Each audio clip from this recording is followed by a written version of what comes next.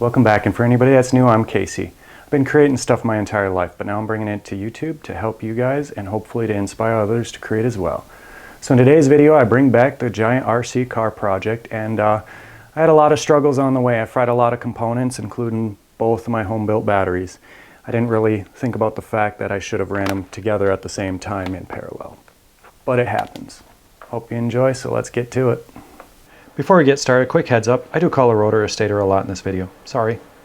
Alright, so turning an alternator into a three-phase motor is way easier than a lot of people make it out to be, so I'm going to show you how. The color of wires that we put on them is not going to be specific, but I'm going to take and use these ones for the three phases, and then I'm going to take and use this for the center core, or the stator. Now you don't need to go through tearing this completely apart and installing a Hall sensor. All you have to do is buy a speed controller that is sensorless, which means if it has a sensor, it can use it, or if it's sensorless, it will know that it doesn't have one, and then it won't matter, you won't have to put one in. By the way, I have no clue what this is out of. I went to the junkyard and I said, hey, I want a bad alternator. I got 10 bucks, will you let me do it? And they said yes. Regardless of the motor, it's all going to be the same process. So here's those three wires I was talking about that we need to get a hold of. And I'm just separating them from the diode packs.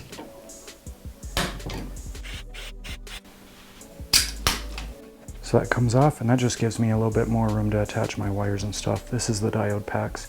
Usually this is what goes bad in the motors, if anything does.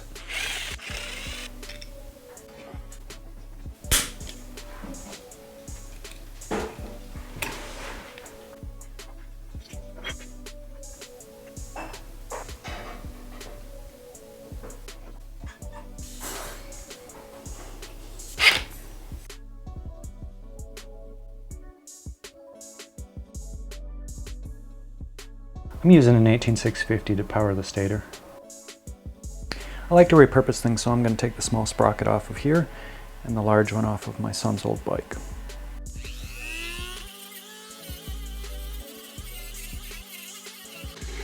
I don't have a lathe, so an old drill bit and a drill to turn it works good.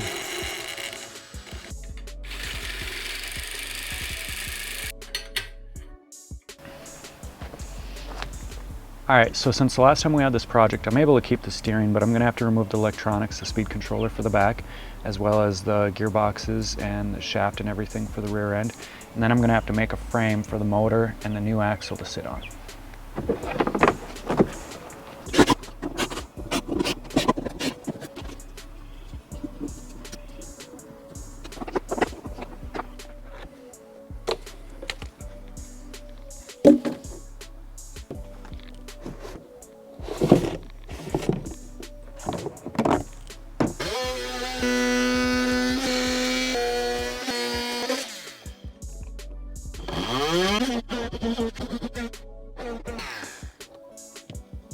Hindsight, I realized it would have been technically better if the sprocket was off to one side, because you tend to straddle objects that come in the center, but I already have it cut, plus it has a place that'll fit in there without me having to get rid of the structure, because if I put it right here, it would have to cut all of this out, and that would weaken it quite a bit. So I'm going to roll with it, see how it goes.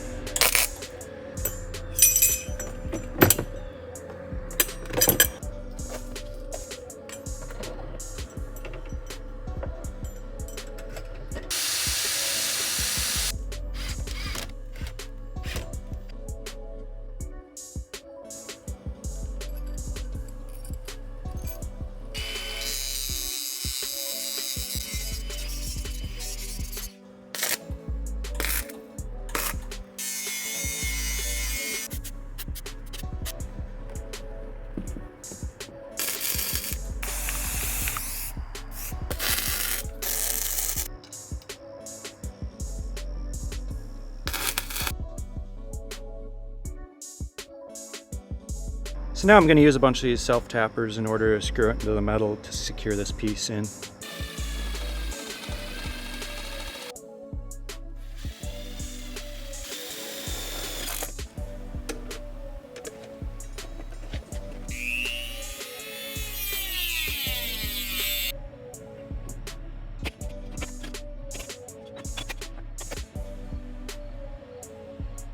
Got some old acrylic paint here, and I'm just going to use this so I know where to cut. It'll make sense in a second.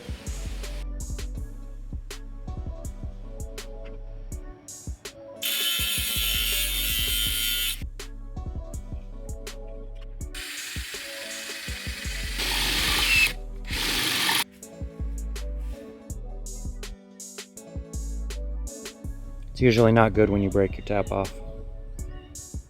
Hopefully I can get it out.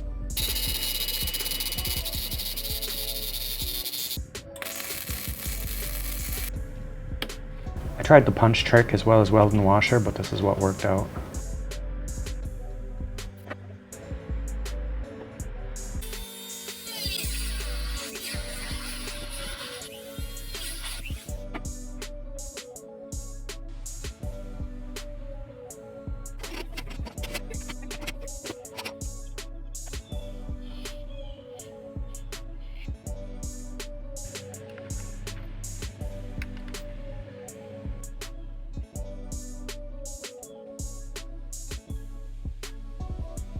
So let's talk a little bit about electronics. So you probably saw me test with this one over here, which I would use. It's 1500 watts. However, this doesn't have a braking system. So with that in mind, I would have to add a separate braking system to this, and then I would end up adding another servo, and that just becomes a headache. What I have here though is a VESC. And these are nice because of the fact you can adjust them. You can adjust them for different size of motors, different type of receivers and radios.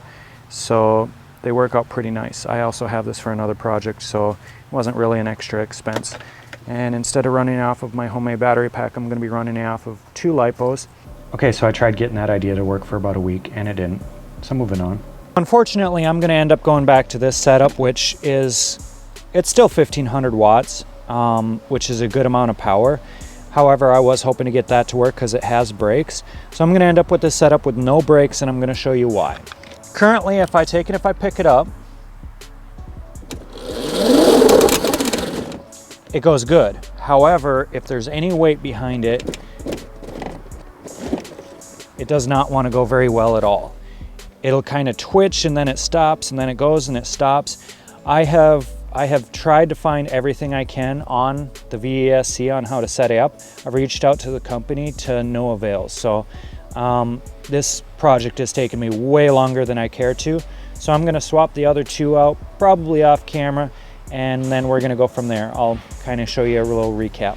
All right, so I got it switched over. One thing that I didn't calculate out when I was figuring out how fast it is this pack is actually a 13S, which is 50 volts, which should be faster. So even though it's 1500 watts, it might help it be a little bit faster. Also, I did put a proper anti-spark plug on here, which I should have done in that battery video. I did leave a comment for that. And then up here, I got it back to where it's going to be controlling that, as you may have seen in the last video. So now let's give it a little test.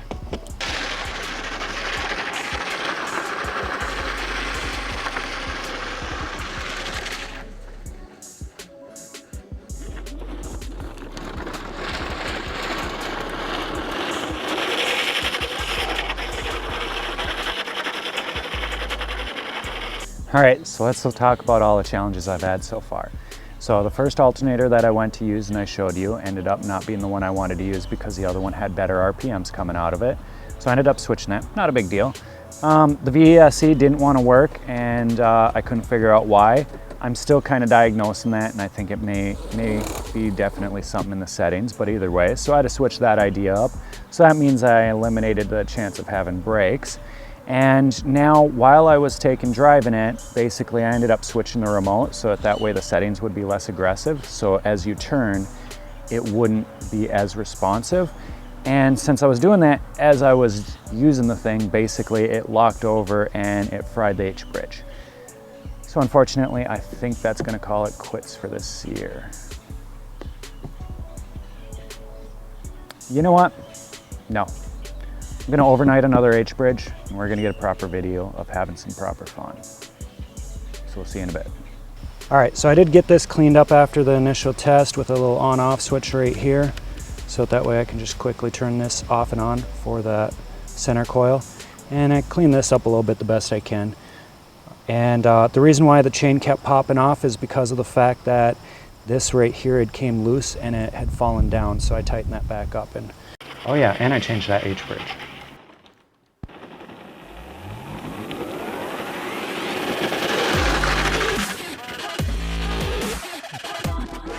That was like a quarter throttle.